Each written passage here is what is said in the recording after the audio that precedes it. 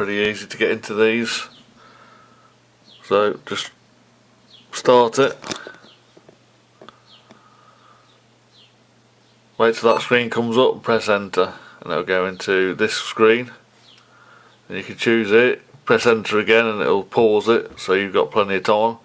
Escape for normal setup, F1 to enter the BIOS, F10 to diagnose hardware, and F12 to choose a temporary device. And you can just press F12 when you're starting up, or F10 or F1, and you'll get there quicker. But press enter and it'll give you that list, and you can take your time and choose from here.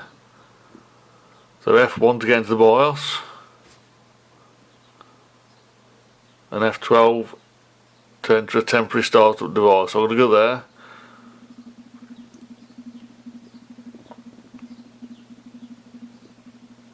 and it comes here, and you can press the tab and get to the setup through there as well.